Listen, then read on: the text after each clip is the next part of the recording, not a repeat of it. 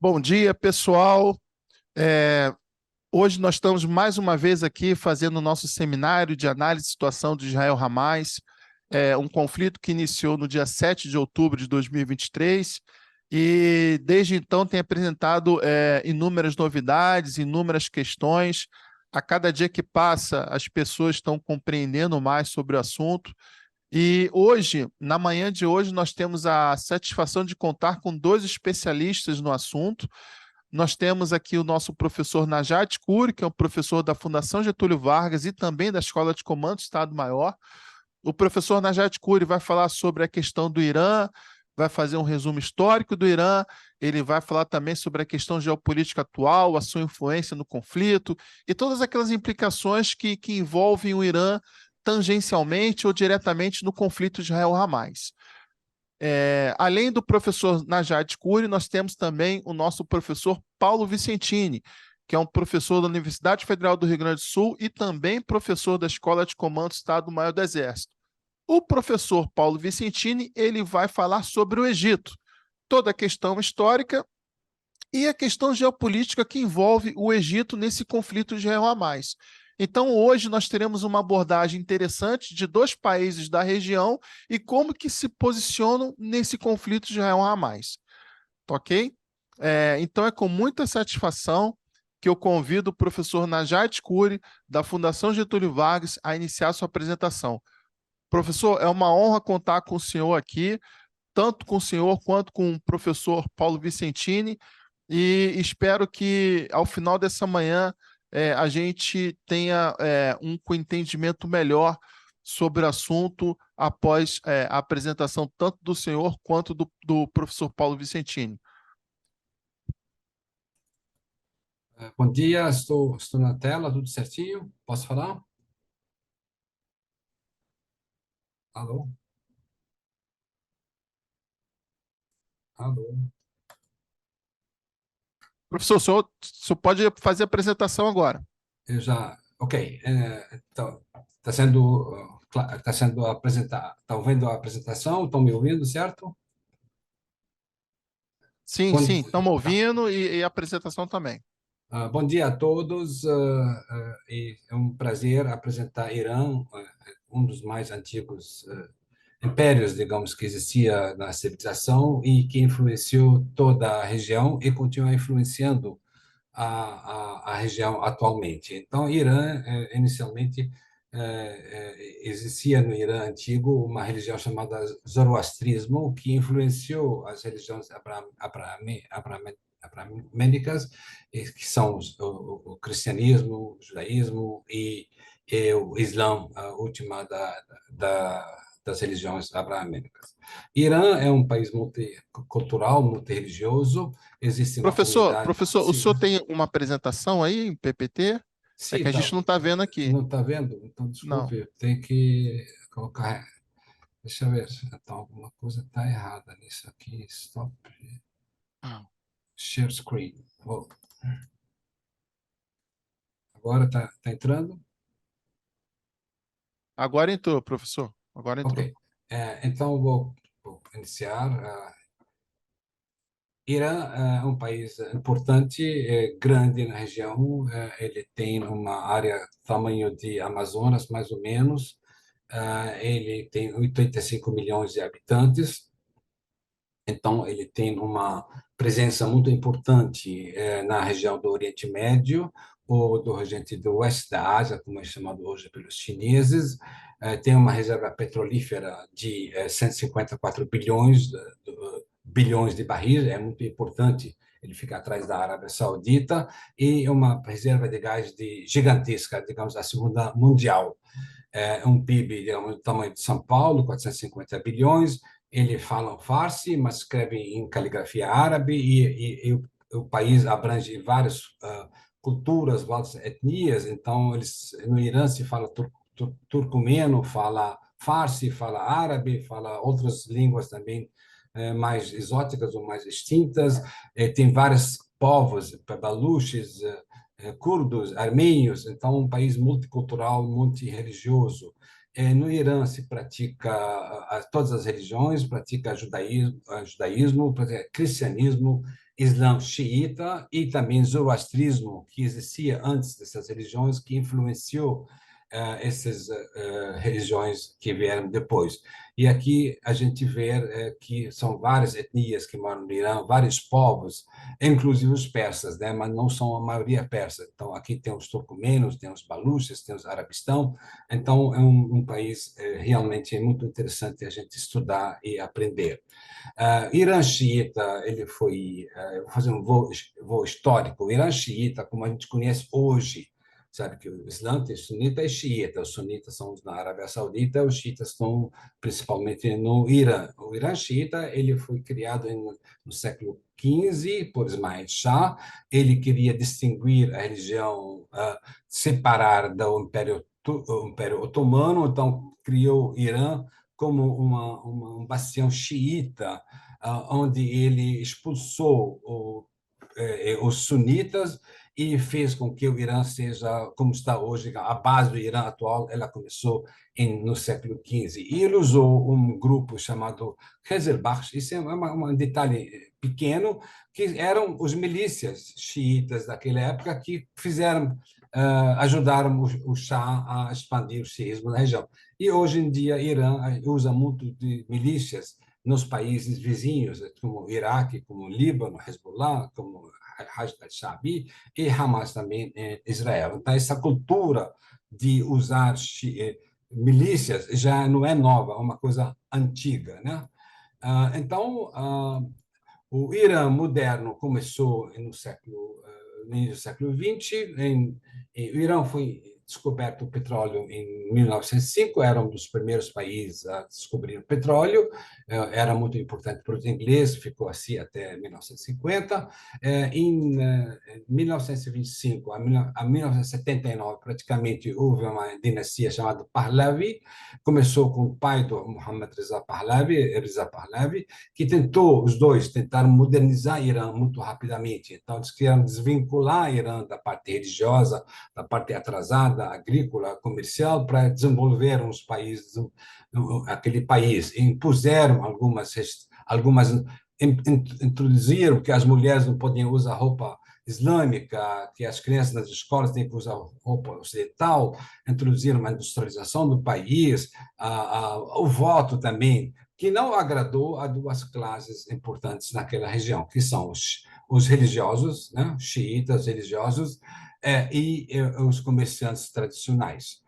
Na época da Segunda Guerra Mundial, o Irã foi invadido pela Inglaterra e União Soviética para que o petróleo seja usado no esforço de guerra. Quando terminou a guerra, Irã não foi ocupada e veio Mohammad Reza Shah, que é o último Shah que a gente já conhece, que caiu em 79. Ele continuou também a modernização e devido ao enfraquecimento da Inglaterra, iniciou-se a influência americana na região, que durou até 79, uma presença americana muito importante naquela região. Irã era tipo gendarmerie da região, então ele tinha a base de informações americanas, CIA muito grande no Irã. O exército iraniano era totalmente dominado por suprimentos americanos. O Irã era, digamos, controlava a presença americana lá no Oceano Índico, né? Mas o Shah havia algumas restrições contra a sua governança, especialmente em termos de a polícia secreta chamada SAVAK, que limitava a crítica à atuação dele, e aí criou uma série de inimigos dentro do Irã. Em 79, o Shah, 78, houve uma revolta interna, um protesto interno, e o Shah abriu fogo contra a população. Mataram numa sexta-feira negra de 400 a 1.000 pessoas. E aí cresceu a oposição ao Shah, onde havia as mulheres contra os trabalhadores de petróleo, era contra os professores, era contra a população, era contra os partidos pequenos comunistas e outros, eram todo mundo contra. Então, os religiosos eram contra. Então, começou a crescer essa população contra o Shah, culminou em 79 na queda do Shah e a vinda de um religioso era desconhecido chamado Ayatollah Khomeini no Irã e que derrubou a monarquia imperialista que veio desde milhares de anos. E realmente o Ayatollah Khomeini era popular. Veja aqui algumas fotos da sua popularidade, acho que qualquer político teria inveja. E houve uma tentativa de, digamos, beatificação dele como um imã, que é uma coisa, é um religioso de suma influência na sua presença no país. Aí, em 79, também houve uma invasão da embaixada americana, que mudou praticamente a configuração. Os Estados Unidos, que eram tido como aliado ao Irã, passou a ser inimigo número um. Essa revolução trouxe outros inimigos, que são Israel, e também botou repressão contra as mulheres, que obrigavam a mulher a usar o hijab. Então, há uma revolução que é anti-americana, anti-israelense, contra a liberdade total das mulheres, a escolha que elas têm, e contra o imperialismo. Então, isso criou, obviamente, fissuras na estrutura do Oriente Médio, entre os quais a Arábia Saudita e o Irã, que a Arábia Saudita tem monarquia, então a revolução era contra a monarquia. E Israel e Estados Unidos, que eram dois aliados com uma presença maciça no Irã antes da revolução, se transformaram eles em dois inimigos, né? Porém, o Irã, devido à sua cultura, digamos, cultura persa, que não é árabe, ela não teve a influência desejada, porque eles vieram em nome da virtude para criar a revolução também nos países do Golfo. Aí os árabes se juntaram com Saddam Hussein, que declarou a guerra contra o Irã em 78, que durou em 1980, que durou até 1988, uma guerra que não teve ganhadores e perdedores, porém gastou seu dinheiro e de morte muita gente nos dois países. Então, a guerra terminou em 79, praticamente, sem vitoriosos, mas o Ayatollah Khomeini, durante essa guerra, ele sempre dizia Jang Jang Taperozi, que é a luta até a vitória, e introduziu uma teoria do Estado moderno iraniano, chamada Vilayat Faqih. É muito importante a gente prestar atenção, porque no xiismo existe a crença que o líder da nação islâmica tem que ser descendente do Muhammad, né, do profeta Muhammad.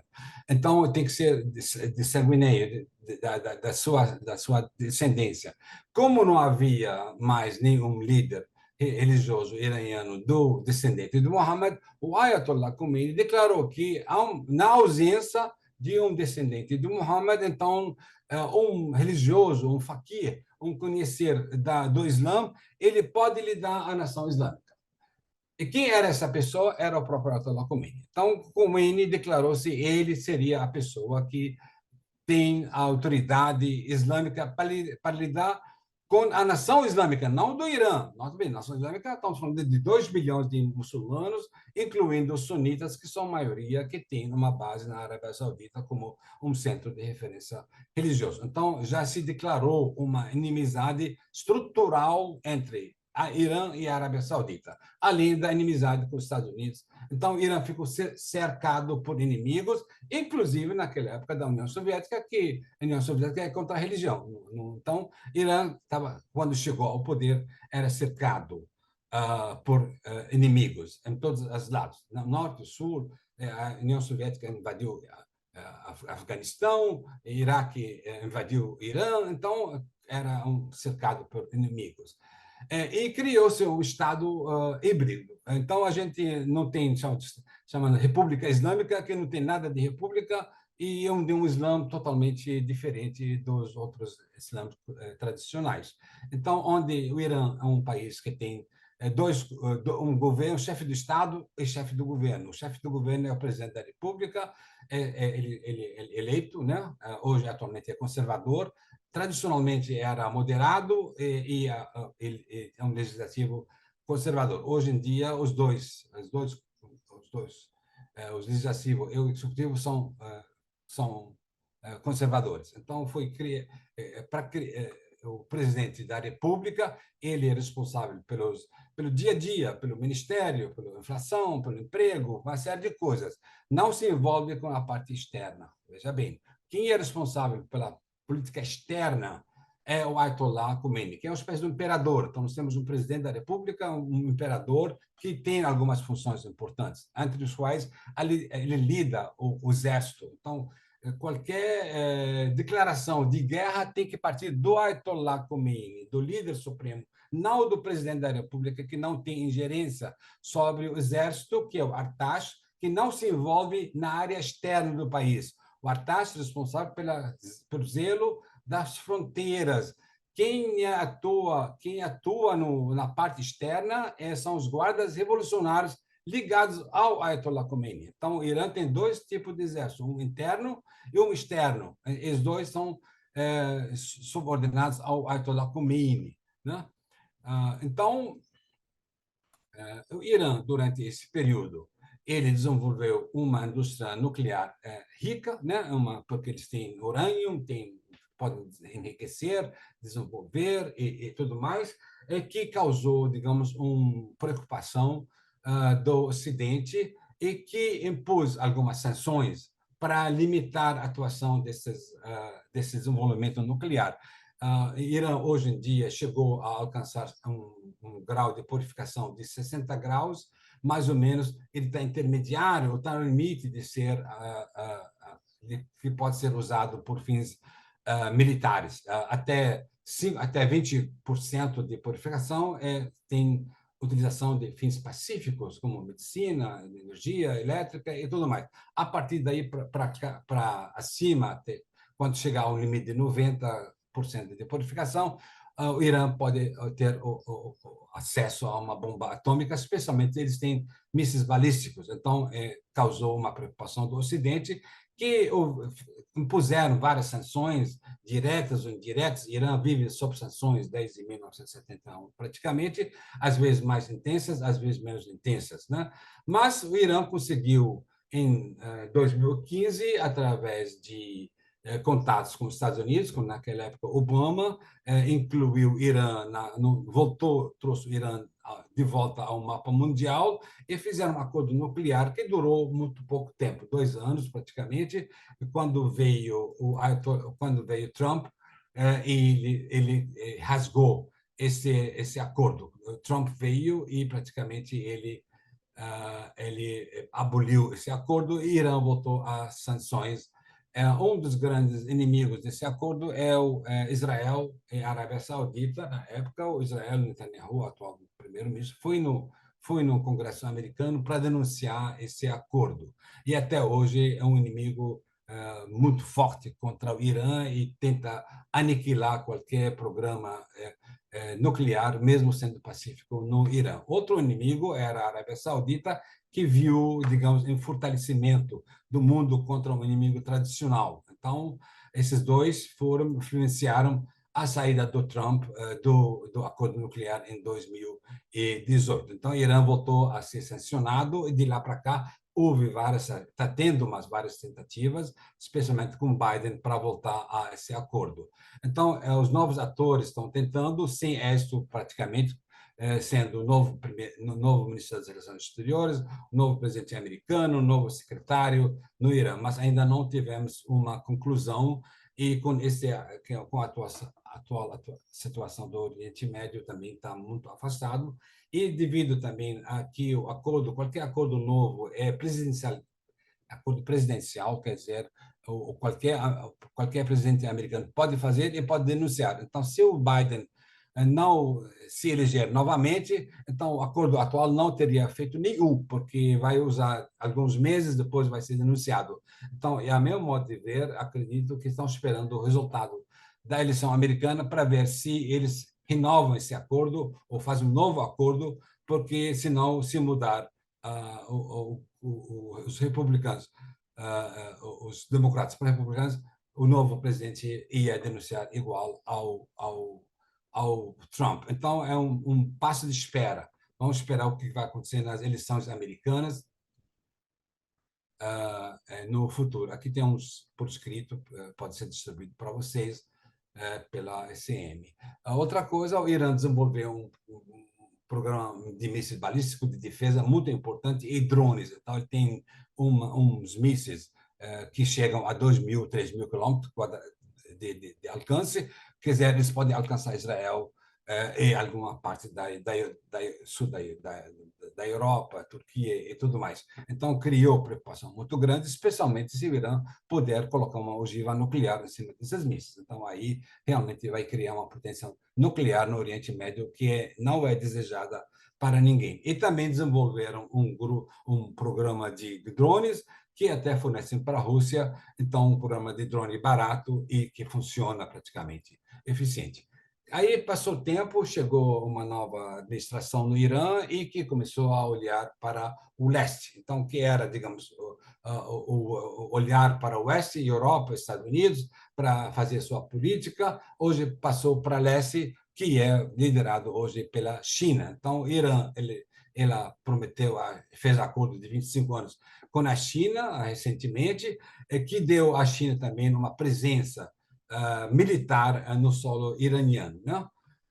Então, e esse ano foi o mais importante ato que aconteceu. Então, o Irã fez um acordo com a Arábia Saudita, que era inimigo, digamos, um cara que disputava com eles a liderança, a hegemonia do Golfo e a hegemonia religiosa. Então, esse ano mudou o foco iraniano e passou a ser diplomático. Então, afastaram essa rixa, esse proxy wars com a Arábia Saudita, para que eles tenham, digamos, um progresso junto com a Arábia Saudita que atenderia ao interesse dos dois em ter progresso em vez de ter uma disputa política. Também o Irã, ela estendeu seus braços para o leste, para o grupo de Xangai, então estão querendo ser faz parte dos BRICS. No ano passado, houve distúrbios iranianos porque pelo uso do hijab, do chador, onde uma jovem, Mahsa Amini, foi morta pela polícia religiosa e desencadeou uma série de protestos que culminaram em morte de jovens e tudo mais, e até hoje está um problema não resolvido. E o Irã, ela usa o hijab um tipo de uma parte dos pilares fundamentais da religião islâmica. Então, eles têm essa repressão contra as mulheres, que é totalmente injusto, que as mulheres iranianas são inteligentes, participam na sociedade, estudam, tem tanto estudantes quanto os homens nas faculdades e tudo mais. Então, essa é uma questão ainda que está ecoa, né? E o Irã, digamos, tem as forças de persuasão Quds, que são, digamos, ligadas ao Ayatollah Khomeini, são guardas revolucionários que atuam fora. E 2 anos atrás houve o assassinato do general Qasemi pelos americanos, que desencadeou, digamos, mais inimizade com Irã. E hoje em dia Irã, digamos, está para escolher qual é o futuro do líder. Então, o Ayatollah Khomeini, Khamenei, tem 80 e poucos anos, tem câncer de próstata. Quem seria o seu sucessor? Então, seriam os militares, seriam os moderados, seriam os religiosos? Esse aqui a gente vai ver no futuro. Essas são importantes informações. Então, aqui vou voltar para o momento geopolítico atual, que começou em 79. A gente vê o Irã aqui cercado pelos inimigos, os árabes de um lado, a União Soviética de cima, a Afeganistão do outro lado. E quando, digamos, caiu esses inimigos, caiu quem tirou esses inimigos? É um americano. O americano derrubou a União Soviética, paradoxalmente, ocupou Afeganistão, né? Então o Irã não precisa se preocupar com o Afeganistão, e também o americano derrubou Saddam Hussein em 2013. Então, praticamente, o americano, que é inimigo número 1, derrubou todos os inimigos do Irã. Isso é uma coisa, não sei se é coincidência ou paradoxal, é uma coisa que não dá para entender. E a gente aqui percebe o lado esquerdo, Irã xiita, que é verde, e Irã sunita. Então, Irã aumentou sua influência, seu dedo, digamos, se estendeu ao Iraque, a Síria, a Líbano, e criou, e a Revolução Islâmica criou Hezbollah e ajudou, em 94, a criar, começou a apoiar ao Hamas em Palestina ou em Israel. Certo? Então, esse crescimento de influência xiita, obviamente, preocupa todo mundo. Preocupa os Estados Unidos, preocupa os árabes, preocupa todo mundo. Então, o Irã, ele tem uma influência gigantesca, estratégica, porque digamos, ele domina o Golfo, o Estreito de Hormuz, no Golfo Pérsico, onde passa 17% do petróleo mundial diariamente por aí. Então, o Irã ele tem uma influência, além da influência da sua força total, ele tem uma influência geoestratégica no Golfo Pérsico, né? E o Irã, ele durante esses anos cresceu seus tentáculos, né? Eles chamam de forças de dissuasão. Então eles criaram um eixo de resistência que estende do Líbano, da criação do Hezbollah. No Iraque tem vários grupos xiitas paralelos ao governo Hashd al-Shaabi. Para ter uma ideia, esses grupos de resistência, eles têm até 200 mil homens armados. Então, não são milícias pequenas, são milícias preparadas com armamentos, com drones, com armamentos mais avançados. Então, eles têm no Irã, na Síria, tem influência, presença lá. Eles falam que eles foram chamados pela Síria para ajudar Bashar al-Assad. Eles têm uma presença importantíssima no Líbano, que está ao norte de Israel. Essa é uma área agora que está tensa e ninguém quer que seja expandida. Eles têm a presença no Iraque, no Iêmen, dos Houthis também, então eles cercam praticamente a Arábia Saudita e estão, digamos, muito próximos a Israel, e em Bahrein também tem uma certa presença. Então, esses tentáculos de Irã que usam, digamos, como força de dissuasão, com o programa de defesa do Irã de mísseis balísticos e de um exército bem avançado, forma que o Irã seja uma presença muito importante na região, né? E, atualmente, o Irã, em relação ao conflito que ocorreu, ele diz oficialmente que ele não sabia, não conhecia os passos do Hamas, não incentivou o Hamas. Eles acham, Irã advoga que esses grupos que ele tem de resistência, ele tem influência, mas as decisões não são tomadas no Irã. Aí tem um ponto duvidoso, porque o Hezbollah, digamos, foi criado no Irã e financiado por Irã. Então, tudo que acontece no Hezbollah, no Líbano, praticamente é diretamente ligado ao Irã. O Irã diz, olha, eu tomo conhecimento, mas eu não ajudo nas decisões. Eles são autônomos nas suas decisões. Essa é uma questão que a gente nunca vai descobrir, mas o Irã, oficialmente, ele diz que ele advoga de cessar-fogo em Gaza, de dar direito aos palestinos de um Estado um Estado paralelo, digamos, além de Israel. Ele acha que o Israel está sendo injusta na sua atuação, mas ele não interfere. E, recentemente, houve no Irã, na Arábia Saudita, uma conferência dos países islâmicos. Irã participou e aprovou as resoluções que eram totalmente cessar-fogo, dar uma chance para criar um Estado e tudo mais. Então, o Irã não está incentivando oficialmente qualquer escalada do conflito na região. Mas ele também ele dá apoio ao Hezbollah e apoio ao Hamas sem que se envolver nas decisões de declarar guerra ou não contra Israel. Okay? E, atualmente, o Irã ele chamou essa atuação dele, chamou os Estados Unidos, que já atuavam na região. Veja bem aqui as forças americanas cercando o Irã, e, atualmente, o Irã, Estados Unidos, mandou uma frota de Gerald Ford, que é uma frota gigantesca, com poderio de fogo gigantesco, e também enviou outro navio para o Golfo Pérsico, acho que Eisenhower. Então, Irã hoje tem no Mediterrâneo uma frota americana, e no Mar Vermelho, no Golfo Pérsico, uma outra frota, com poder de fogo, podem aniquilar o Irã. E, obviamente, o Irã não quer a guerra com os Estados Unidos, que ele pode perder toda a seu hardware e sabe que é um poderio de fogo gigantesco. A situação atual é esta, tensa, e vamos tentar observar. Eu sugiro a todo mundo ver este filme, Argos, que mostra que ocorreu durante que aconteceu durante a Revolução e durante a liberação de alguns dos reféns americanos.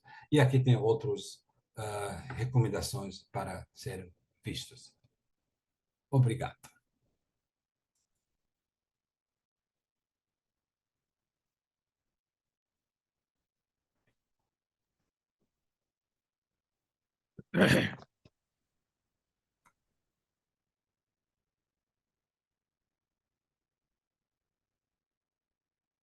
Deixa eu falar aqui. Professor, muito obrigado, professor Najad, pela apresentação. É, Agora eu convido agora o nosso professor Paulo Vicentini a fazer a sua apresentação sobre o Egito. Paulo Vicentini, fique à vontade aí para fazer sua apresentação. Muito obrigado. Bom,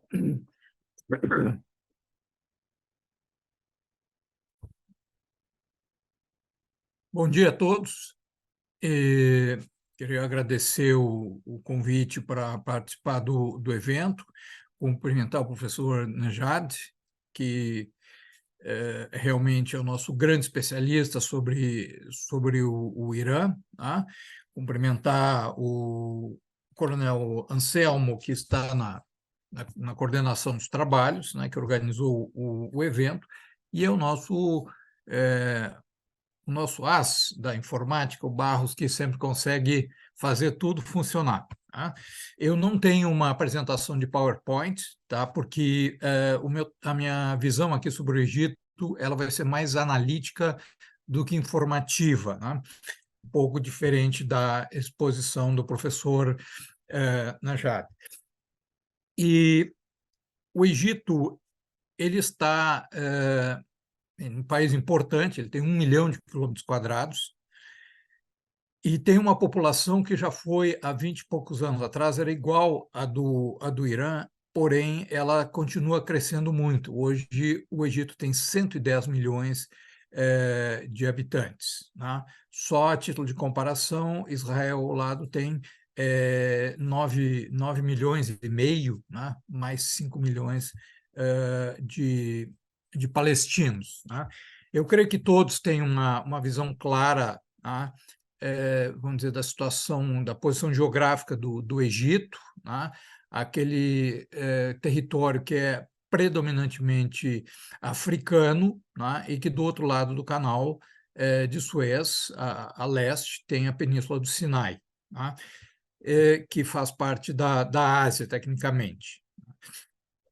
E o Egito tem aquela característica que todos sabem também, que é uma dádiva do Nilo, né? Ou seja, o rio Nilo, que vem das montanhas lá da Etiópia e da África do Leste, né, central ali, ele permite a vida e essa população ela está majoritariamente, quase na sua totalidade, concentrada no Vale do Nilo, né, que se alarga depois da capital, em direção ao Mediterrâneo, num delta, né, bastante aberto. Essa posição geopolítica, né, ela é muito importante, tá, porque ela é, por um lado, uma ponte entre a Ásia e a África, e, por outro lado, ela é um canal, né, através do Canal de Suez, uma conexão marítima entre o Atlântico, através do Mediterrâneo, com o Oceano Índico e o Pacífico, através do Mar Vermelho. Né? Então, desde o final do século passado, esse canal tem sido do século XIX, né? Esse canal tem sido de grande importância internacional. Bem, o Egito, todos aprenderam no colégio que é uma antiga civilização. Né? Foi uma das primeiras, se não a primeira civilização, as civilizações hidráulicas, como se chamava, né? Como na China, na Índia, na Mesopotâmia e no próprio Egito, que, através de um programa de irrigação, de obras públicas na área vamos dizer assim, da domesticação dos rios, se criou uma base agrícola que permitiu formar cidades e um estado, né, já com escrita. E todo mundo conhece bem a civilização egípcia, né, que nós não estamos num caso como o que foi apresentado pelo professor Nejat, que aqui no Ocidente é menos conhecido e, em função do regime iraniano, ele é muito é visto assim com muitas ressalvas políticas, né? E menos conhecimento, às vezes. O Egito já tem uma situação que é mais conhecida, né? No milênio anterior ao nascimento de Cristo, as dinastias egípcias, propriamente, elas se extinguiram, né? O Egito passou a ser governado por várias dinastias de outras origens, né? De núbios e de gente que vinha do deserto, e finalmente greco-romanas, né? As pessoas quase não se dão conta, né, que as pessoas que governaram o Egito, né, governavam, né, com uma sua grande rainha também, elas eram de origem grega, porque os gregos dominaram ali. O Egito ele começou a ser sistematicamente dominado por outros povos, até que, ali pelo século VIII, ele foi conquistado pelos árabes, né? Então, os árabes eles não são uma imigração muito grande, são grupos combatentes que trazem o Islã e que vai ser adotado pela maior parte do país. Mas atenção, até hoje, em torno de 10% da população egípcia é cristã copta, né? Vamos dizer assim, um braço da igreja ortodoxa. Há inúmeras igrejas, né? E nós mesmos vimos aí agora nos combates em Gaza, né, uma igreja que foi destruída por um míssil e que era uma igreja ortodoxa, ou seja, existe, né, a presença cristã dentro. E, e depois, vamos dizer assim, o momento de mudança, quando os turcos conquistam aquela região, e isso enfraqueceu aquele comércio que vinha da Ásia, né, e era trazido para a Europa. Por quê? Porque os turcos passaram a exercer um monopólio junto com a cidade de Veneza, né? E aí nós vamos ter o fenômeno que os outros países que perderam, as cidades-estados como Gênova, por exemplo, com técnicos, com bancos, com coisas assim, ela vai ajudar a navegação portuguesa, espanhola, principalmente, né? E depois até de outros países da Europa, a buscar outro caminho para a Ásia. Então, esse período foi um período de declínio, né, dessa região do Oriente Médio, né? Não é simplesmente pela dominação turca, mas pela mudança das grandes rotas comerciais e civilizacionais que existiam e que caíram, né? Ou seja, não é que não continuasse existindo a Rota da Seda, mas o que se poderia transportar no lombo de camelo por quilômetros foi qualitativamente suplantado pelo que um navio poderia trazer, né, em termos de especiarias lá do Oriente via marítima. Era muito mais rápido, muito mais seguro, não tinha intermediários. Aqui é um ponto, vamos dizer, de mudança, né, que é o seguinte: durante a Revolução Francesa, as guerras napoleônicas, houve uma tentativa francesa de conquistar o Egito, né, e ela fracassou, mas disso aí ficou algo importante, interessante, que foi um contato com essa modernização que vinha e a ideia de Estado e de nação, tá? Criar um Estado com uma nação, tá? E na saída dos franceses, a pessoa que ali estava responsável, né, o Império Turco ele era muito descentralizado, era um general, né, e grande parte dos militares turcos eram albaneses, né, que tinham se convertido ao Islã, chamado Muhammad Ali. né? Ele tentou fazer um projeto de modernização para o Egito, algo que está, vamos dizer assim, estava um século à frente do seu tempo, né?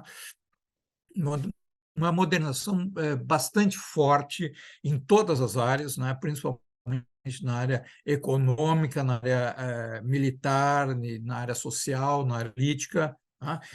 E ele foi pressionado, né, pelos ingleses e por outras potências a se moderar, né? E esse projeto foi desmontado, né? Ele foi impedido.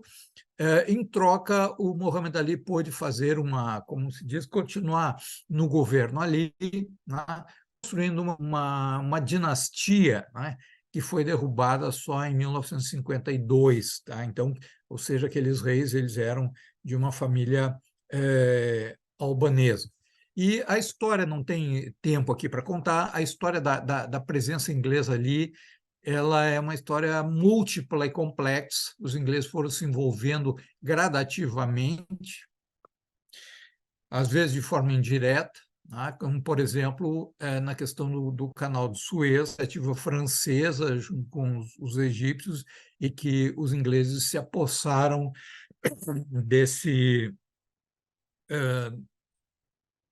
dessa obra, né? E de tudo que ela representava. Então, o Egito ele vai ficar sobre um domínio, né, indireto inglês, né, e que só em 1922, depois da Primeira Guerra Mundial, é que o Egito ganhou, assim, vamos dizer assim, uma suposta independência, né? Mas isso significava que os ingleses continuavam controlando o canal e que eles tinham bases navais ali em Alexandria e unidades militares que se retiravam um pouco para fora daquelas zonas densamente povoadas e tumultuadas, né, politicamente, né, mas sempre com uma capacidade de intervenção. Haja visto depois, na Segunda Guerra Mundial, como eles estavam ali, né, para combater o ataque alemão. O que é importante é que, nesse período, começou a se formar partidos, né? Então, tinha o WAFT, que seria um partido, vamos dizer assim, um partido centrista liberal, mas também, em seguida, a formação da Irmandade Muçulmana, né? Havia ali um renascimento muçulmano, tá? E, evidentemente, essa força ela foi reprimida, mas ela tinha um eco na sociedade, tá? Eu acho que a Segunda Guerra Mundial também ela vai ter um papel importante, porque mostrou a fragilidade dos ingleses, tá? Em manter aquela guerra ali, tá? Se viu que a Inglaterra não tinha mais o poder anterior, tá? E o Egito teve mais autonomia, mas volto a insistir, o controle do canal e de alguns pontos estratégicos seguia na mão dos ingleses. Mas uma das consequências mais imediatas e que afetou o Egito ali foi a questão da Israel-Palestina, né? A Palestina estava sob domínio britânico, ela começou a receber imigrantes judaicos, vindo principalmente da Europa naquele momento, né?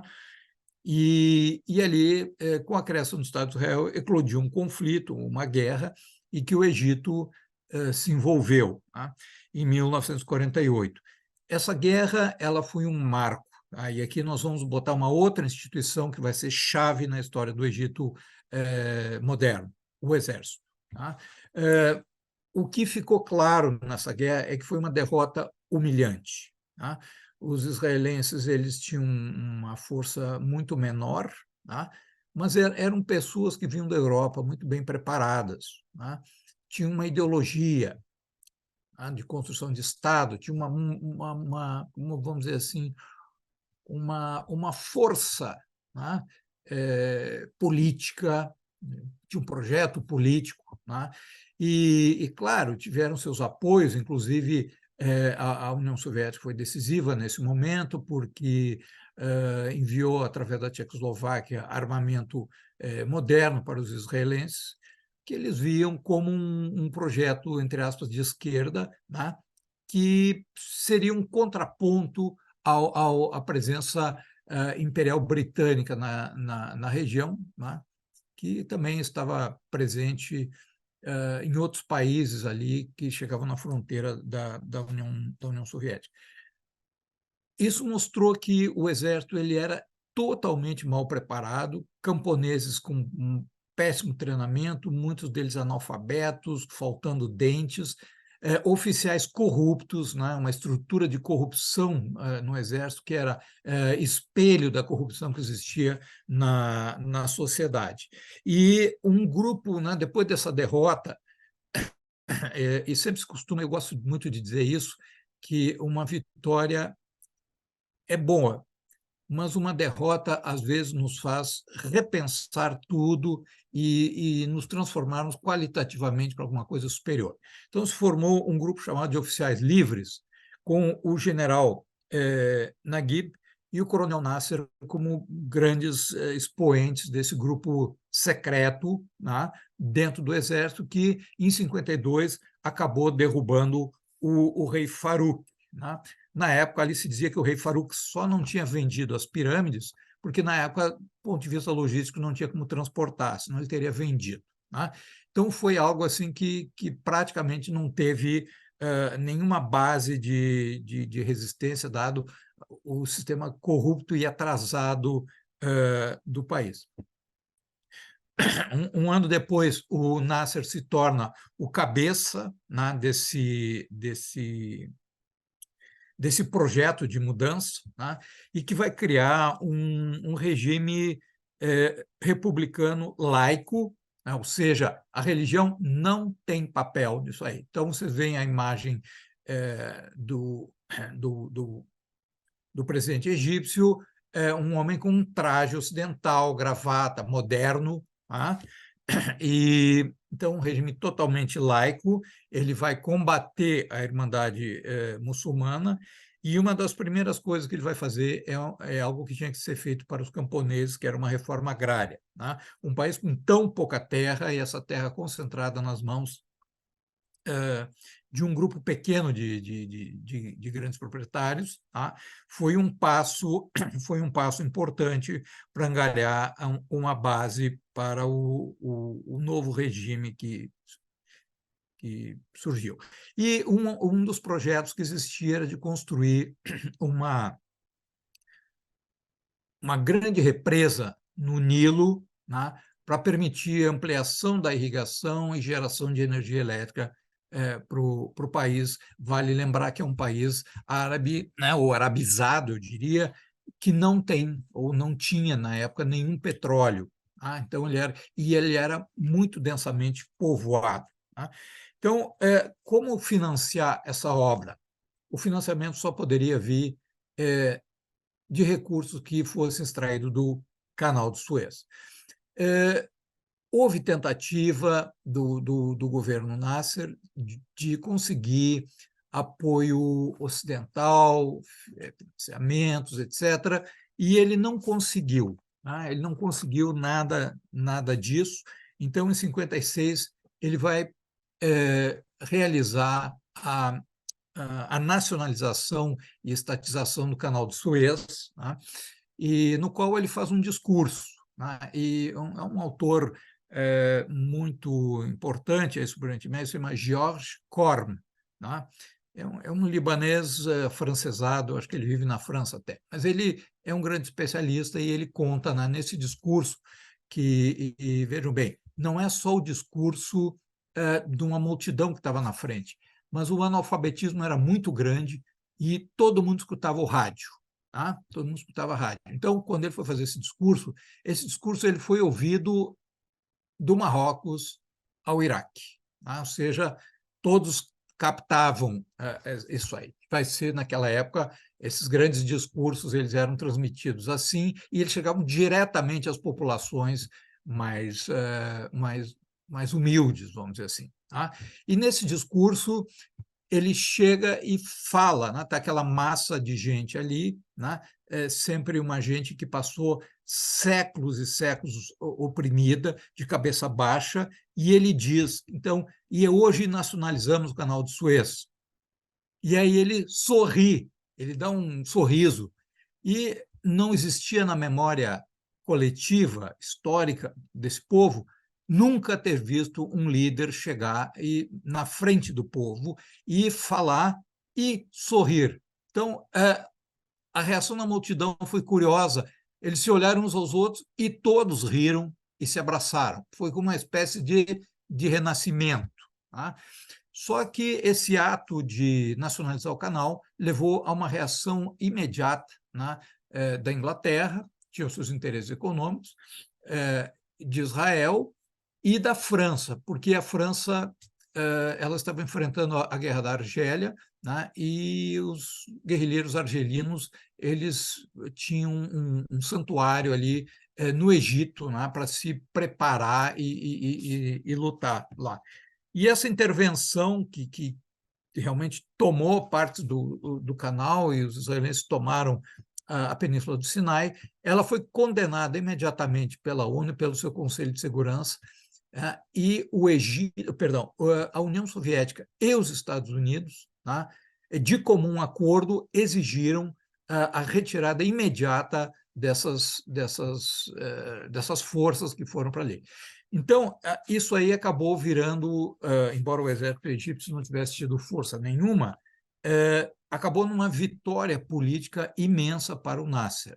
Ou seja, ele ganhou uma projeção, inclusive internacional, a partir daí, e ele vai ser uma das personalidades naquele movimento da descolonização, do movimento dos não alinhados, né, como a personalidade que representava o mundo árabe. Né? E feito isso, evidentemente, né, ele dá ao seu governo uma orientação, né, que vai mais desagradando o Ocidente, e ele precisava construir a tal de hidroelétrica de Assuã. Né? E o parceiro que ele vai encontrar, que vai dar uma resposta, vai ser a União Soviética.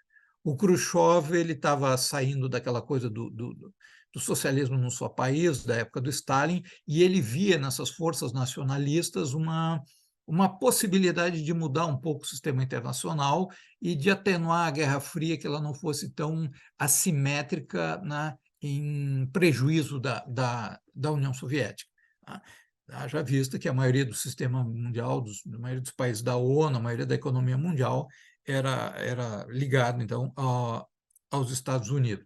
Então, essa vai ser uma obra épica, né? Está tudo lá escrito, né, são feitos monumentos imensos ali, todo mundo que já fez turismo no Egito já visitou, né?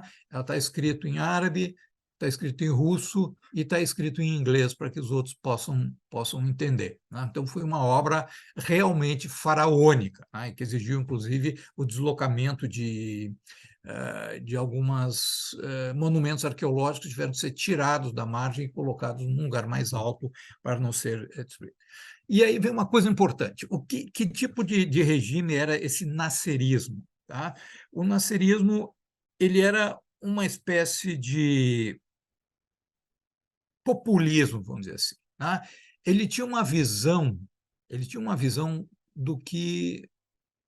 de metas a serem atingidas, mas de modernização, alfabetizar a população, criar uma segurança alimentar, energética, né, de defesa, criar um exército poderoso, criar indústrias no país. Né? Ele tinha essa visão, alfabetizar todo mundo, mas ele não tinha assim, os instrumentos e nem um projeto, como planejar estrategicamente a chegar nisso. Ele meio que navegava ao sabor das ondas e era um regime muito centrado na personalidade do líder. Tá? Ele tinha uma burocracia que ele herdou e que, na verdade, ele não conseguiu mexer muito, né? E essa burocracia ela entravava muito as coisas, né? Era um grupo de interesses. Né? E o que ele vai conseguir na prática? Ele melhora um pouco as condições de vida das pessoas, mas quando a gente cria expectativas, tudo fica muito complicado. Tá? E ele teve muito apoio soviético para modernizar o seu exército. Tá? Só que esse apoio soviético ele não é total, porque muitas vezes se deixava capturar um tanque ultramoderno ou um avião ultramoderno por Israel, né? E aí, sim, toda a tecnologia avançada que eles tinham, não, vamos dizer, a União Soviética podia perder aqui. Tá? Então, esse era um problema grave. Eles não davam o último modelo para os egípcios por não confiar muito. E mais, o Egito, apoiado pela União Soviética, uma das coisas que ele fez foi destruir, massacrar o Partido Comunista Egípcio, que era bastante forte. Né? Ele queria os militantes, mas não queria a ideologia e nem a organização. Tá? E depois o nasserismo ele vai ser suplantado pelo Baaz, que é diferente. O Egito queria ser o líder de uma integração árabe, né? Ou seja, o Estado egípcio mais populoso e centralizado, né? Ele teria essa capacidade, ele julgava ter essa capacidade. Já o Baaz era um partido que ele é um partido pan-árabe que existia em todos os países, né, grupos, e ele tinha um programa mais avançado. Né? Então, a ideia não seria ter um país apenas que fosse o centro de tudo. Tá? A tentativa de se unificar com a Síria durou quase nada. Tá? O Egito se envolveu na guerra civil do Iêmen, quando eles proclamaram uma república nasserista lá. Isso aí foi um desgaste imenso e o colocou em rota de colisão com a Arábia Saudita. Então, ele faz dois grandes inimigos, assim, além de se afastar do Ocidente e não receber da União Soviética o que ele achava que podia receber. Ele faz um inimigo que é Israel. Israel não quer, né, que tenha um Estado vizinho tão populoso que fique poderoso demais e possa ameaçar militarmente a sua existência, coisa que o Líbano, a Síria e a Jordânia não poderiam fazer. E o outro inimigo que ele faz é as petromonarquias, né, que são absolutistas, monarcas conservadoras e assim por diante. Tá? Então, no episódio da Guerra de 67, onde ele já está imerso numa crise e tenta uma jogada política fechando o Golfo de Aqaba e tentando prejudicar Israel, Israel já estava preparada, vem a Guerra dos 6 Dias, e eles ficam com a Península do Sinai ocupada e o Canal de Suez, portanto, fechado. Ele pensa em desistir, largar tudo, tá? E aí a cúpula da Liga Árabe em Khartoum, os sauditas dizem, não, você pode ficar, só nós vamos ajudar o país a se reconstruir, só que agora você vai ter que tomar um outro rumo. Tá? Porque essas petromonarquias se sentiam ameaçadas por uma revolução, eles viam isso tudo como uma revolução. Tá? E ele vem morrer em 70, o seu vice, o Sadat, assume, tá? e o Sadat ele herda o mesmo problema que eles tinham, que era o seguinte: o Ocidente apoiava muito Israel, né? E tinha negócios com essas monarquias do petróleo. Então, como conseguir ser importante para o Ocidente para também ser aliado do Ocidente? Então, ele não conseguia fazer isso. Os Estados Unidos estavam envolvidos na Guerra do Vietnã, toda aquela coisa. Então, o que ele fez? Ele já tinha começado a expulsar os soviéticos e ele consegue, vamos dizer assim, reter uma parte da ajuda ainda para desencadear uma guerra ofensiva que não tem finalidade de destruir Israel pelo simples fato que não teriam capacidade de fazer uma coisa dessas. Tá? Mas ele quer recuperar aquele território e ele quer, vamos dizer assim, ser aceito, né, como um país importante pelo Ocidente. Então, ele faz aquela guerra que cruza o canal, as grandes fortificações da linha Bar-Lev eles derrubaram com jatos d'água, né? Porque aquilo tudo era com areia, e aquilo vem abaixo e eles conseguem cruzar. Israel vai reagir, né? É porque também houve o ataque da Síria na outra frente, né? Então, vamos dizer assim, acaba-se tendo um acordo, tá? E que vai ser negociado gradativamente, de devolução por etapas da Península do Sinai e assinatura do Acordo de Camp David, no qual o Egito reconhece Israel, e em 77 o Sadat vai ao o parlamento israelense, né? Só que, nesse momento, ele é meio que jurado de morte, né, por todos que achavam toda essa política uma traição, e, de fato, ele foi assassinado durante um desfile militar. Algumas unidades estavam ali, estavam com armamento carregados, viraram e metralharam o local onde estava, então, a liderança política, né? Ele foi morto ali, né? Há outros problemas que estão ligados a essa vendetta, né, de assassinato, mas ele está dando um caldo de cultura de uma rejeição do que aconteceu. E ele é substituído pelo Hosni Mubarak, tá? Um dado interessante é que, em função lá do sistema político deles, o líder tem que ser islâmico, né, e o vice cristão. Então, o Mubarak, ele é um oficial da aeronáutica, né?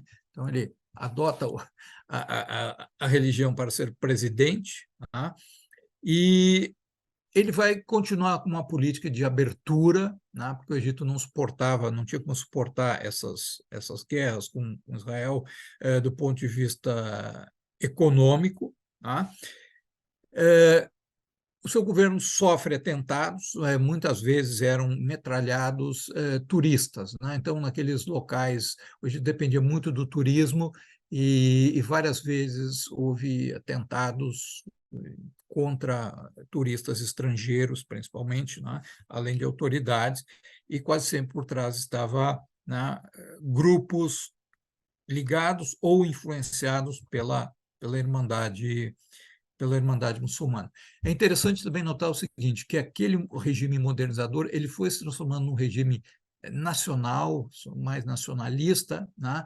E um regime que é basicamente um regime militar, né? Ou seja, ele tem um sistema de alguns partidos são permitidos, mas o Mubarak ele vai sempre se reelegendo lá com 98% dos votos, aquela coisa assim que todo mundo já sabia o que aconteceria. Tá? Ou seja, quase todos esses regimes que foram meio de esquerda, eles evoluíram para regimes militares nacionalistas mais tarde, mas ainda assim modernizador.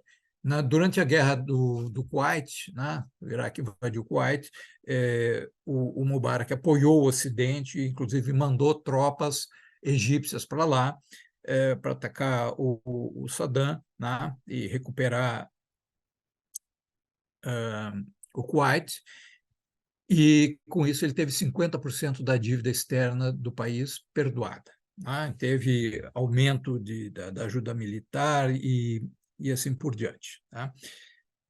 E a questão é que o pós-Guerra Fria ele mudou a agenda internacional. Tá?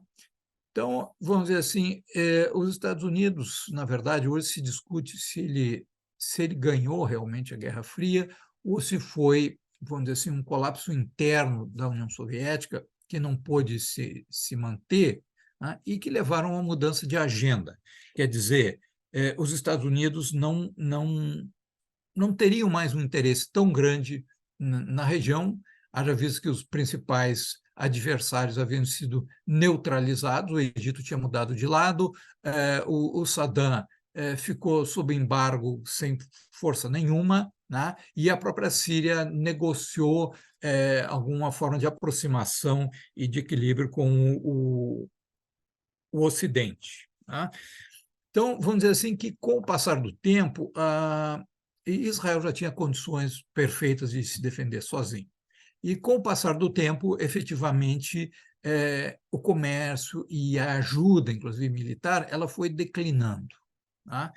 E, ao mesmo tempo, o Egito ele foi começando a receber mais, especialmente depois da crise de 2008, ajuda da China. Tá? Então, esse momento assim que as coisas vão declinando, em 2002 ele faz críticas a Israel, né, que é um momento de conflito ali na Cisjordânia, tá? E aos poucos quem vai chegando ali são os chineses. Tá? Então, a Primavera Árabe, que vai estar na linha das revoluções coloridas, tá? Vai ter um impacto violento no Egito. Tá? Esse governo estava há muito tempo ali. Tá? Aquilo que antes não era problema, o fato de não ser plenamente democrático, começou a ser mostrado como um problema. Na verdade, há uma classe média que quer espaço, que estudou, que monta uma construtora, por exemplo, mas não ganha nenhum contrato e basicamente é o governo que faz esses investimentos, né? E sempre que ganha são amigos dos que estão no poder. Então, há uma situação... e houve, assim, durante aquele período conturbado, assim, por exemplo, o Museu do Cairo foi completamente saqueado. Né? Aquela massa que pedia democracia, entre aspas, ali, também tinham elementos que aproveitaram da confusão para entrar no museu e apareceu no mercado mundial objetos raríssimos sendo vendidos, né, a particulares. E a outra coisa foi que, na eleição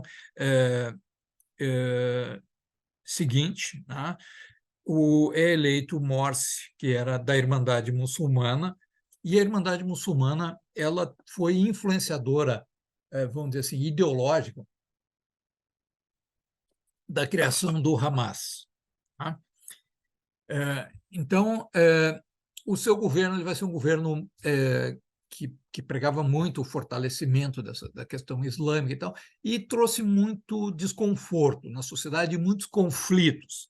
Tanto é que ele acabou sendo derrubado, né, afastado pelo exército durante a Constituinte, né, que ele queria ganhar poder na Constituinte, queria mudar radicalmente o sistema político egípcio, e o que acontece é que em 2013 ele é derrubado, e no ano seguinte, quando tem um governo de transição, e o Abdel al-Sisi, que também que é militar também, ou seja, o Morsi não era, ele vai ser eleito em 2014. Tá?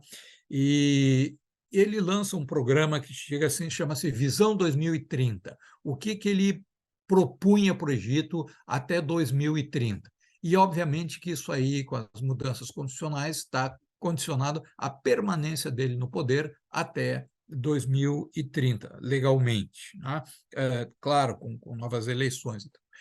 E o que ele começa a fazer é um programa de restaurar a ordem no país, um plano de obras públicas que vai culminar numa coisa muito interessante. Né? Por exemplo, isso aí vocês podem ver na internet. Foi feito um novo Museu do Cairo fora da cidade. Algo extremamente moderno, com segurança. Tá? E, quando ele estava pronto, as múmias de todos os faraós que estavam ali no museu, elas foram levadas, foram veículos que foram moldados em volta, como o barco da morte, tá? que levava o faraó para outra vida, e isso aí com tochas e coisa durante a noite, né? Uma grande cerimônia, assim, um show, né? Isso aí tá no YouTube. Eles fizeram um desfile até o novo museu, onde os faraós foram descansar. Então, há um simbolismo nisso aí, que é um renascimento do Egito e uma retomada da sua história gloriosa, e que se complementa com o que está em obras nesse momento, que é a construção de uma espécie de Brasília, né? Ou seja, uma nova capital. Ela está situada exatamente entre o Cairo e Suez, né? Então está no meio caminho. É uma obra gigantesca que está trazendo, vamos dizer assim, criou contratos. Né? Quem é que financia isso? A China e os Emirados Árabes Unidos são os principais investidores. Isso aí está gerando trabalho, está gerando emprego, quer dizer, né? Está gerando oportunidade para as empresas, né? Que estavam, que as pessoas não tinham antes essa oportunidade ali. Ela traz um fortalecimento. Aliás, esse é um fenômeno que está ocorrendo em vários países nesse mesmo momento. Estão sendo construídas novas capitais fora dessa, vamos dizer assim, daquilo que foi uma espécie de capital colonial. Tá? Então, estão criando em outro lugar uma coisa nova, moderna, onde o poder se sente mais protegido para, vamos dizer assim, em termos de Estado. Tá? E aí chegamos ao ponto atual, que já vou encerrando aqui, que é o seguinte, tá? Essa mudança que veio ocorrendo, tá? Vejamos que, paralelamente, houve a intervenção americana no Afeganistão, a intervenção no Iraque, 2 anos depois, e a guerra civil na Síria, onde o Ocidente, principalmente também os Estados Unidos, se envolveram, né? E todas elas terminaram num fracasso. Veio a crise de 2008, que já vinha, sim, de algum tempo, e as pessoas perderam um pouco o contato, assim, que a realidade econômica foi mudando. Esses países foram se virando para o leste, foram se virando para a Ásia, não só a China, tá? Mas a Coreia do Sul, o Japão, a Índia, tá? Mas o país que tem um projeto mais articulado é a China. Então, houve assim, uma mudança de foco, né, para esses lugares. E, quando veio a pandemia, né, para tudo, e quando termina a pandemia, começa a guerra russo-ucraniana. E com a guerra russo-ucraniana, que tinha como uma das suas variantes todos os embargos que foram feitos à economia russa, isso aí teve um efeito que foi o contrário do que o Ocidente esperava, porque a Rússia já estava preparada para esse tipo de situação, né? Pré-preparada, vamos dizer assim, né? E que vários países do Sul, então sempre se fala, a comunidade internacional está fazendo sanções contra a Rússia. Aí, quando você olha no mapa, quem é a comunidade internacional? Europa, Japão, Austrália e América do Norte, Canadá e Estados Unidos. O resto do planeta não está nessa, né? E, inclusive, vamos dizer assim, vai se aproximar, junto mais com os projetos da Rússia, da China, né? Nós vamos ver no momento da Conferência do BRICS. Tá? E na Conferência do BRICS, o Egito ingressa no BRICS. Não só o Egito, mas também entraram a Arábia Saudita, os Emirados, tá? Então, e o Irã. Tá? O Irã e a Arábia Saudita, como foi mostrado pelo professor Najad, se tornaram parceiros, né, com a bênção chinesa e russa também, né? E isso aí provoca uma reação, né? Uma reação que foi, por exemplo, a criação, a proposta do IMEC, né, que é um corredor de comércio e desenvolvimento e oleodutos e tal, que é Índia, Middle East, passando por Israel, e Europa, né, para tentar cortar o eixo, canal norte-sul, que a Rússia faz junto com o Irã, e o da Rota da Seda, que passa também pelo Paquistão e entra no Oriente Médio. Tá? E aí que vai começar a guerra.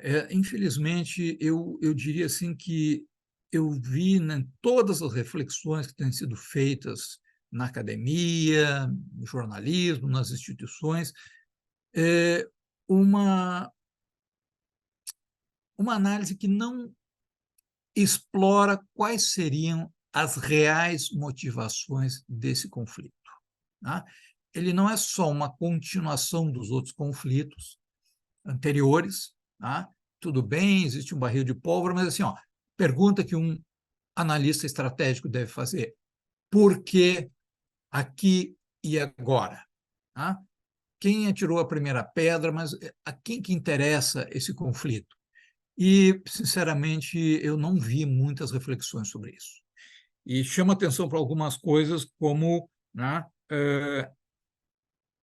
a questão do gás no Oriente Médio, no Mediterrâneo Oriental. Tá? Na outra semana vai ter outra oportunidade onde terei que falar sobre a Jordânia e o Líbano, e aí eu vou apresentar a vocês, sim, um PowerPoint, porque aí é necessário, onde nós vamos ver o mapa porque todo esse gás, uma boa parte dele está no Egito, nas águas internacionais do Egito.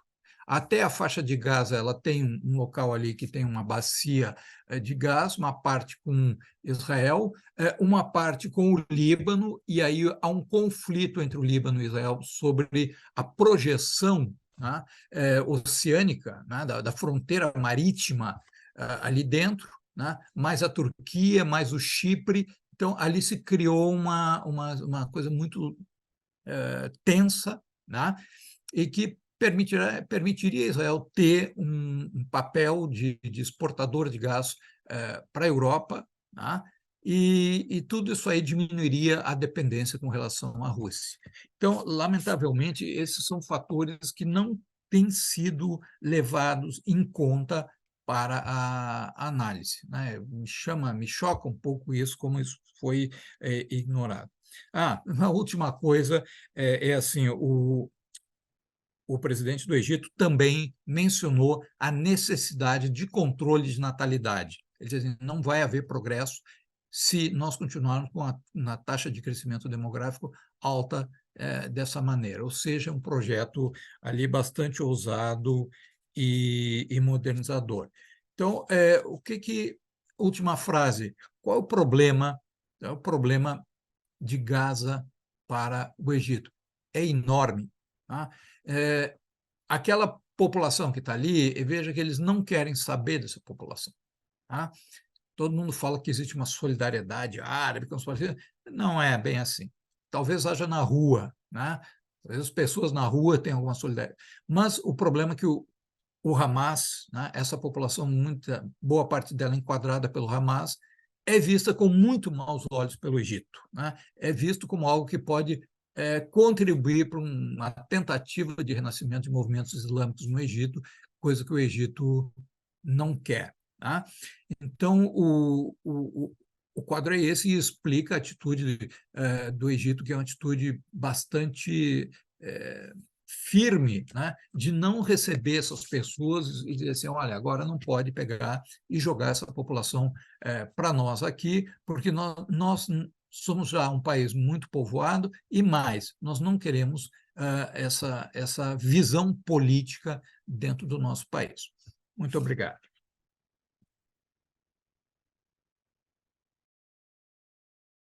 Muito obrigado, professor Paulo Vicentini, pela sua brilhante apresentação.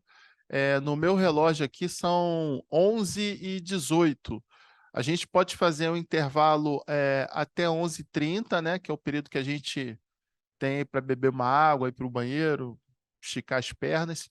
E na volta a gente retoma para a fase de debates. Como é que vai acontecer a fase de debates? Os inscritos no seminário, eles realizam suas perguntas digitando aí no chat, e aí eu leio a cada 2, 3 perguntas e lanço aí para os palestrantes, tá ok? E aí a gente vai dando essa dinâmica para os debates, tá bom? Então vamos combinar assim, são 11h18 no meu relógio, 11h30 a gente volta aqui, e agradeço mais uma vez aí a brilhante apresentação, tanto do professor Najad como do professor Paulo Vicentini. Muito obrigado.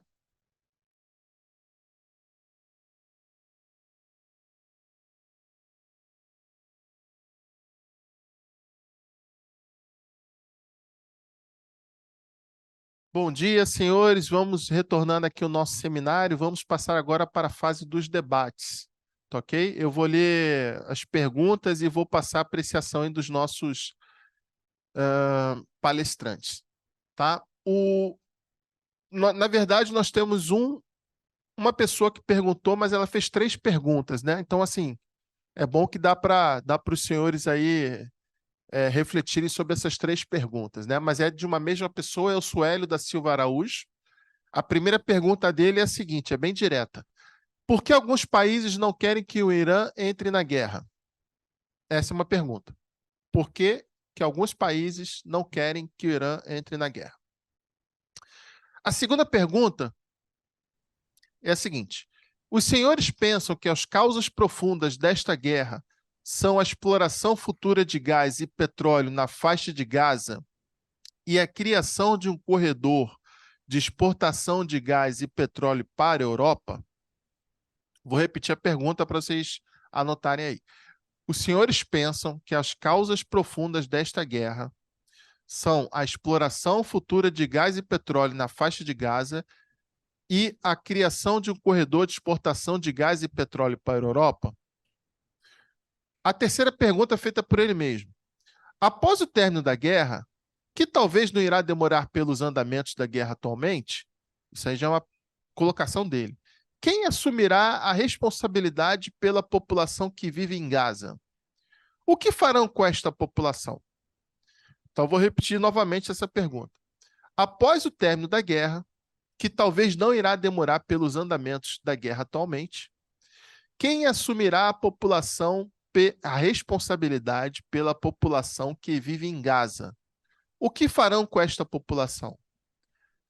Senhores, eu deixo aí agora a reflexão, o conhecimento agora com os senhores. Aí, quem deseja falar primeiro?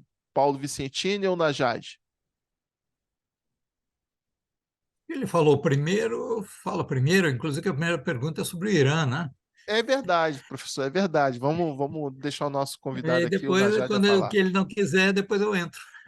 Sim, senhor. Mas a pergunta para os dois, tá? Ok. Ninguém quer envolver o Irã em guerra local. Obviamente, ninguém quer envolver ninguém nessa guerra no local. Nem o Irã, como um país forte, com 450 mil soldados prontos e outros tentáculos, né? Não estatais, né? Tipo Hezbollah, influenciadora do Hezbollah no sul do Líbano, os Houthis no Iêmen, ou outros grupos xiitas não oficiais, né, não estatais, que existem na Síria ou no Iraque. Então, obviamente, ninguém quer ampliação desse conflito, porque não interessa a ninguém, nem a própria Israel, que está envolvida diretamente, nem aos vizinhos, que estão, digamos, numa fase mais construtiva do que uma fase de conflito, né? Visto que a Arábia Saudita e o Irã, os dois polos principais de conflito do Oriente Médio, estão numa construção diplomática desde fevereiro para cá, e os Estados Unidos, que é uma potência que tem presença militar e política, tanto influência grande na Israel e nos países vizinhos árabes, né? E militar, digamos, na OTAN, na Turquia, ninguém interessa a ampliação desse conflito, além da sua localização geográfica limitada, né? Então, a atuação americana de enviar dois destroyers gigantescos, um no Mediterrâneo, um no no Golfo Pérsico, justamente para deter Irã em tentar, digamos, ampliar esse conflito. A Irã também não interessa, porque já tem um debate interno se iam ampliar, apesar da retórica, né? Existe duas diferenças entre retórica política e uma ação militar concreta, né? O próprio Irã tem havido debate interno, eu acompanho diariamente o Irã, é que tem que ter a prudência, tem que haver prudência no Irã, e tem que se zelar pelo interesse do Irã. O que é o interesse do Irã hoje? Afastar dos conflitos, desenvolver um país que está 40 anos em disputas regionais ou disputas ora locais ou ora internacionais. Então, não há interesse a ninguém, absolutamente ninguém, exceto um maluco, né, que seria ampliar esse conflito. E Irã, obviamente, se entrar em conflito, é um país pesado, não é Iraque, não é Síria. Irã é um país sério, um país que tem mísseis balísticos, tem armamentos, tem um país grande, um país que tem 80, 90 milhões de habitantes. Então, não interessa nem aos iranianos, nem às pessoas envolvidas no conflito, nem às grandes potências, nem às potências locais. Então, é um conflito que tem que se acabar. E eles advogam que haja um cessar-fogo rápido e voltar à situação, tentar uma negociação política, o que está difícil, está muito complicado. Então, o Irã não tem interesse e não quer se envolver, nem as outras pessoas.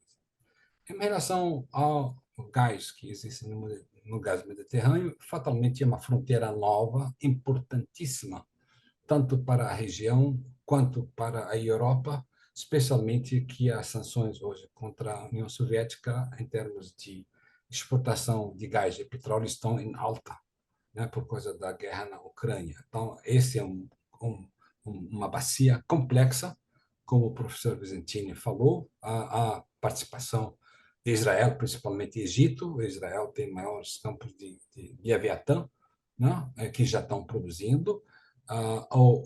Eles acertaram, através de uma ação americana, digamos, de dividir um campo de gás, Korma, se não me engano, que está entre Israel, litígio entre Israel e Líbano. Então, mais uma razão para não haja ampliação do conflito entre Israel e Hezbollah, digamos, porque o Líbano não quer conflito de maneira alguma, não tem condições físicas, morais ou financeiras de entrar numa guerra, e tem esse gás, tem uma exploração conjunta pela Total administra esse campo de gás. Então, existem dois campos em frente do território de Gaza que tem gás, mas ainda não sabe quem ia administrar, se os recursos ou as receitas iam para a autoridade palestina, que está na Cisjordânia, ou, obviamente, ninguém quer que esse dinheiro esteja na mão do Hamas, porque vai ampliar o conflito, vai ampliar essa situação. Então, existe gás, existe interesse, a Turquia está lá atuando, Chipre está tentando atuação, Egito tem uma atuação muito importante, que o Egito tem a liqueficação desse gás, porque esse gás sair, não adianta exportar ele, não existe gasodutos entre aquela região de Leviatã, da bacia, lá para a Europa. Tem que ser liquefiado e exportado em navios especializados.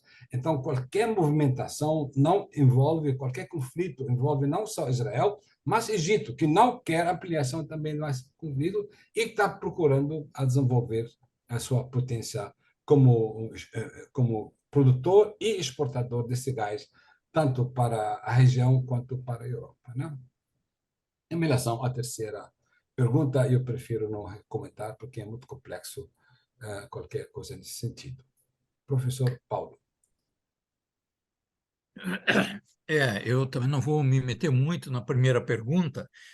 Eu só queria lembrar o seguinte: o Irã, né, todos os problemas sempre se atribuem a uma vontade que vem do Irã, né? Como na época da Guerra Fria, que se acontecia alguma coisa qualquer no mundo, isso tem o dedo do Kremlin. E quando os especialistas estudam aquilo, veem que às vezes eles foram pegos de surpresa, né? E às vezes até algumas revoluções que aconteciam, eles não tinham interesse naquilo. Aquilo era um problema para eles, tá? Então, eu acho que há um pouco essa fantasia das coisas. Eu quero lembrar assim, ó, o, o Irã é xiita. Também o Hezbollah no Líbano é xiita.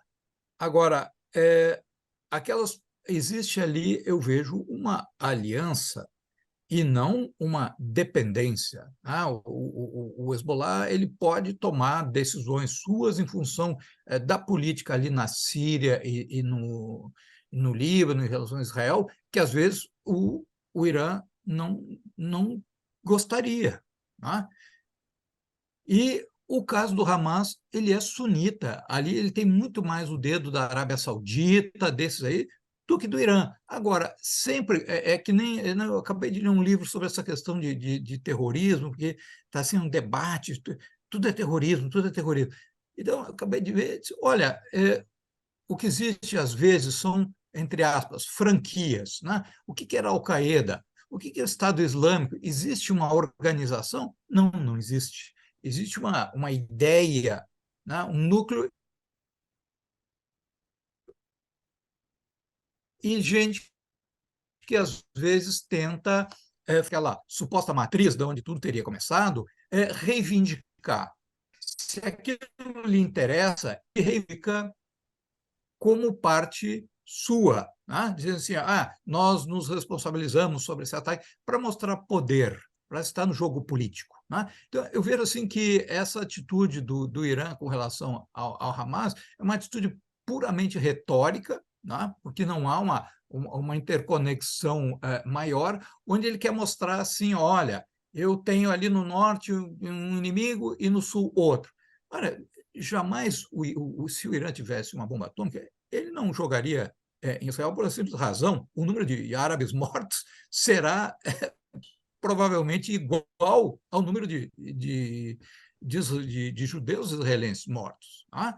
Então, vamos dizer assim, as relações internacionais elas são um jogo de imagens e percepções. Né? As coisas elas têm uma dimensão um pouco teatral, né? Que às vezes as pessoas lhe escapam um pouco isso aí. Então, o professor já mostrou claramente as razões do Irã, que quem está indo bem no jogo de cartas não vira a mesa. Tá? E a guerra seria virar a mesa. E eu acho que não interessa muito para ninguém.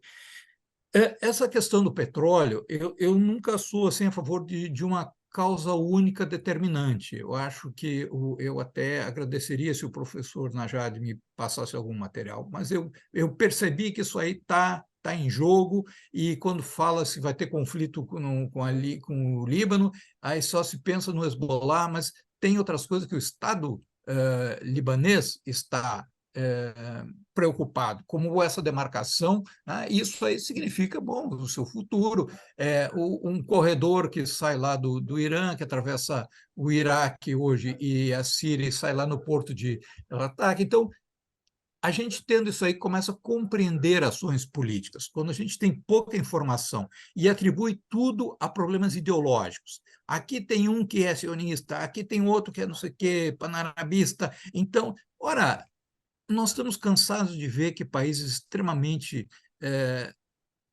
opostos do ponto de vista ideológico conseguem fazer alianças que duram por muito tempo e um não se mete na vida do outro. Tá? Então, assim, tu explicar isso pelas ideologias, isso não convence. Tá? Não convence. Então, assim, eu acho que isso joga um papel crescente nessa organização das tensões na região, que não existia antes. Né? Essa parte, a nossa revista aqui, a Austral, Revista Brasileira de Estratégia e Relações Internacionais, a gente publicou no último número do ano passado exatamente um artigo, acho que são professores indianos, escreveram um artigo sobre a questão do gás ali no Mediterrâneo Oriental. Né? E, bem, então, vamos dizer assim, isso aí está movimentando. Agora, claro, tem os problemas internos de Israel, tem os problemas não solucionados, esse Estado palestino que não existe, mas não existe, né? Tem todos esses problemas aí, e tem. Agora, eu acho que tudo se acelerou muito em função da guerra. Né? Ou seja, em 2 anos, né? A face do mundo mudou drasticamente. As correlações de força mudaram, as alianças mudaram, e vocês veem que, bom, a Rússia está com uma política que é muito mais hoje pró-Israel do que qualquer outra coisa. Por que razão? Bom, não quer que Israel forneça material de ponta para os ucranianos. Existe uma série de questões que estão em jogo nessa questão. Tá? Evidentemente que Israel não deve ver com bons olhos as boas relações estabelecidas entre o Irã e a Arábia Saudita. Ela está construindo uma relação com a Arábia Saudita, mas é uma Arábia Saudita que também joga do outro lado. Ou seja, esses países que estavam muito tempo numa guerra de posições, ela está se transformando numa guerra de movimentos. E a Arábia Saudita é um país que fez uma volta radical nisso aí. E aí, quando você bota junto assim, não só a política de sanções, vocês imaginem o que um sheik desses que tem milhões e milhões nos bancos ocidentais e que, né, tiver algum problema de direitos humanos e, sei lá, qualquer coisa, pode ser punido e perder os seus bens. E mais, né, não ter mais um mercado de petróleo dominado pelas antigas cúpulas que coordenavam isso. Parece que haver hoje uma nova coisa se formando, né, no mundo, né? Então, isso aí são coisas que pesam muito e mais. Essas tais de energias renováveis, então a gente fica pensando, escuta, então o que vai ser de mim que vendia petróleo? Né? Então, esses países já estão pensando no mundo pós-petróleo, né? E estão muito preocupados a curto prazo que o seu recurso principal está perdendo ou está sendo pressionado a ser abandonado por energias alternativas e tal. Então, como é que os supridores que vivem disso sentem? Então, essa é uma percepção política que a gente tem que ver como é que ela acontece, né? E no caso específico de Gaza, é o seguinte, né? Para mim ainda não está muito claro todos os detalhes do começo desse conflito, que eu acho assim, ó, muito estranho e mal explicado, né, na sua origem. Outra coisa que isso aí está sendo visto como uma guerra. Bom, é o exército que está lutando ali, mas ele está lutando contra uma força que não é propriamente um exército e uma cidade. Gaza ali é um corredor que pode ser mais de um município, mas é uma conurbação, né? Aquilo ali não tem interior, etc., né? Então, essa coisa que ia ser um Vietnã, isso é uma bobagem, né? Ia ser um Vietnã para os israelenses. Não, é uma operação que, nossa, né? Vamos dizer assim, podíamos dizer que é uma operação que tem um objetivo mais policial, né? do que propriamente militar no sentido, né? Está muito bem justificada ali pelo fato de que foi a iniciativa foi do Hamas, né? Mas tem muita coisa no ar ainda que não foi respondida e que foi jogada para baixo do tapete. Quer dizer, a inteligência egípcia avisou que tinha algo estranho para acontecer, né? E nada foi feito. Então, vamos dizer assim, isso tudo é uma incógnita, né? E também existem coisas assim que, às vezes, mesmo quem tem um projeto, ele não sabe como que ele vai conseguir completar o projeto. Então, começa e depois se vê aonde chega, né? E eu acho que esses realinhamentos aí todos que aconteceram deixaram um pouco tanto Israel como os palestinos meio de fora, né? Ou seja, aquelas velhas questões do Oriente Médio, elas foram um pouco deixadas de fora nesses realinhamentos que tem muito a ver com uma questão global, tá? Então, as BRICS e anti-BRICS, essa coisa toda, né, criou uma realidade nova. Agora, realmente, a sua pergunta aqui é uma pergunta, a terceira, ela é muito difícil de responder, porque ninguém quer assumir aquilo ali. Ora, se estão ressuscitando Tony Blair para ser uma espécie de gestor humanitário ali, é porque a coisa realmente está muito indefinida e muito ruim, né? Ou seja, o que vai fazer só para reconstruir tudo aquilo? Mas quem é que vai impedir que o Hamas não ressurja, né? Então, e assim, e essa questão que eu falei, que tem uma mancha ali de gás no que seriam as águas na frente à faixa de Gaza, que seria para a autoridade palestina, possivelmente, mas que aí é uma autoridade palestina que não consegue mandar em Gaza, né? Então, realmente é uma coisa que é difícil de saber como é que vai como é que vai acabar. Então, eu acho que essa guerra ainda vai dar muita reflexão, tá? Porque os conjuntos de fatores, ela está sendo explorada como uma guerra de continuação das anteriores, e eu acho que ela não é. Tá? Ela é uma guerra nova, ela é um conflito novo e que tem a ver com uma realidade completamente nova. E nós ainda estamos desarmados para essa guerra, ou seja, desarmados analiticamente. Né? Isso é o que eu tinha a dizer e vou ver se junto mais material aí sobre essa questão do gás e dos corredores, né, para a gente ver que vai ser na terça-feira, não é, Coronel Anselmo, que teremos então aí que eu vou ter falado justamente do Líbano e da Jordânia, tá? Aí eu trago algum material assim para visual, inclusive, para vocês olharem. E ali tem muitos problemas, porque existe uma situação que ninguém lembra, mas existe uma república não reconhecida, que é o Chipre do Norte, né? República Turca do Chipre do Norte. E ele reivindica também uma área ali, né? Obviamente, como proxy da Turquia. A Turquia é um ator de peso, vejam bem, quais são os 3 países que emergiram nessa situação aí como grandes players? Israel, que já era, a Turquia, que adotou uma política própria, e o Irã, que se consolidou. Tá? Então, vamos dizer assim, e são 3 players não árabes. Tá? Então, vamos dizer assim, tem muita coisa em jogo nesse cenário para um novo Oriente Médio. Tá? E acho que esses discursos do Hamas, ele é um discurso muito jogado, não para uma opinião pública qualquer, mas para a chamada rua árabe. Tá?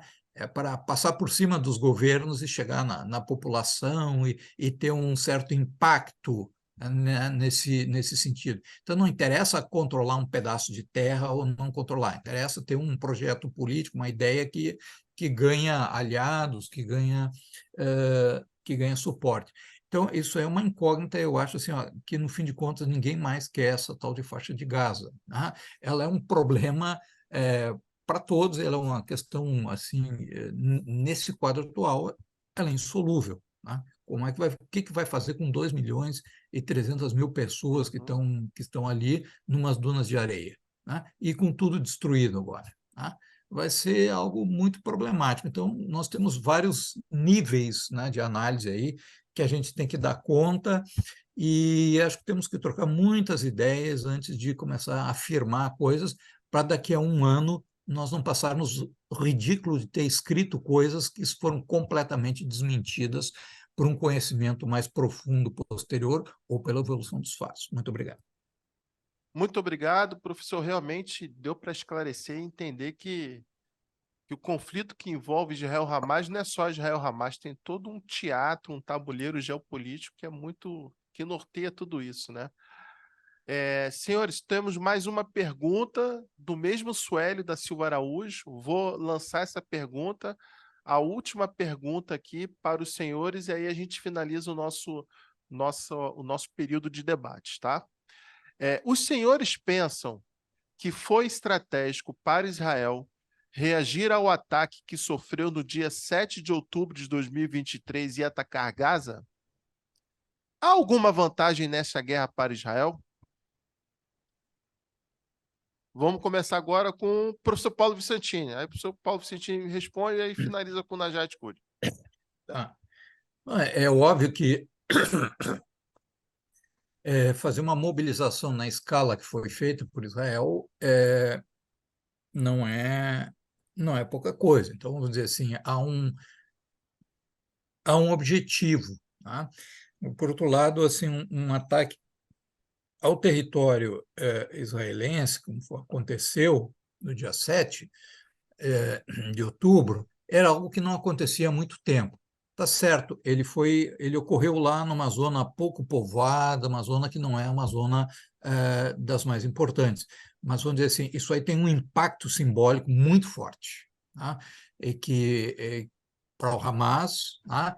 E para Israel, tá? Porque o Hamas parece mostrar uma capacidade, um poder que talvez eles tivessem meio que virtuais, só jogavam foguetes e coisas desse tipo, e que aí fizeram uma ação dessa natureza para se fortalecer politicamente dentro do movimento palestino. Pode ter sido um tiro no pé, Isso nós vamos ver, pode ter sido um tiro no pé. Agora, do lado de Israel, também essa questão de pegar tanto civis como reféns, né, de cidades serem ocupadas, de ver, porque as guerras travadas foram assim, são travadas lá, Israel entra no Líbano, né, mas o território dele às vezes pode sofrer algum ataque, mas os mísseis podem ser derrubados, assim, uma briga de artilharia na fronteira, né? Mas o território, isso foi algo inédito, né? E que eu acho que o governo israelense tinha que dar uma resposta. Né? Isso não é tão pouca coisa, embora seja localizado, e tudo ainda esteja meio complicado. Né? A gente começa a ler hoje em dia lá sobre coisas da Segunda Guerra Mundial que eram tidas como certas, assim, né? E hoje a gente tem detalhes, documentos que mostram que não, era mais complicado, não era bem. Então, isso não se sabe, mas o que eu tenho a dizer é isso. Obrigado. Olha, eu não tenho muita coisa a acrescentar ao professor Vicentini. A única coisa que eu tenho preocupação é the day after, né? Quer dizer, o dia depois de que esse conflito cessar, né? Um dia vai ter que cessar. Pode ser daqui a um mês, pode ser daqui a um dia, pode ser daqui a um ano. Então, qual seria a administração desse território que se chama Gaza ou da população que lá reside hoje e está sendo forçada a deixar suas casas? Eu não sei se o primeiro-ministro de Israel tem essa resposta, eu não sei também se Israel já se preparou para isso, é uma das preocupações dos Estados Unidos e uma das preocupações de qualquer conflito, né? Você não pode fazer uma invasão sem saber o que vai fazer com a população e com o território. Isso é muito complexo. Então, realmente eu não tenho resposta. Gostaria de ler alguma coisa esclarecedora que possa responder a isso, né? A única coisa é que a situação é complexa, uma situação muito complexa, e eu não vejo ninguém habilitado hoje, tanto na liderança regional ou na liderança mundial, ou uma entidade como a ONU, ou como a União Europeia, ou como os Estados Unidos, como a Liga Árabe, que possa oferecer uma solução aceitável para todo mundo. Todos os partes envolvidas têm que fazer um sacrifício e tem que ter uma vontade de convívio, porque não tem como não conviver árabe com israelense, ou judeu com israelense, ou judeu com muçulmano. Estão lá participando da mesmo pedaço de terra que é pequeno, com recursos limitados, né, com limitação de espaço. Então, tem que haver um convívio básico entre os dois, né, tanto Israel para os palestinos e tanto para os palestinos para Israel em viver em paz e não sacrificar os inocentes que estão pagando um preço muito caro. Agora, o que vai acontecer? Vamos aguardar. Muito obrigado, professor. Muito obrigado, Paulo Vicentini, Najat Kuri. Chegamos agora ao final do nosso seminário, hoje tratando sobre as questões de Egito, Irã, e nesse tabuleiro geopolítico, não necessariamente só no conflito Israel-Hamas, né? Em todos aqueles atores que, direto ou indiretamente, influenciam geopoliticamente o dia a dia das pessoas naquela região. Eu acho que a apresentação de hoje, tanto do nosso professor Paulo Vicentini, como do nosso professor Najat Kuri, jogaram luz nesse tabuleiro geopolítico tão complexo que é o Oriente Médio, principalmente para nós ocidentais que estamos aqui no Brasil tentando depreender melhor sobre esse conflito. Tá, ok? Professor Paulo Vicentini, foi uma honra receber o senhor aqui. Professor Najat Kuri, também foi uma honra. Espero receber os senhores mais vezes. E terminamos o nosso seminário sobre o conflito de Israel-Hamas hoje.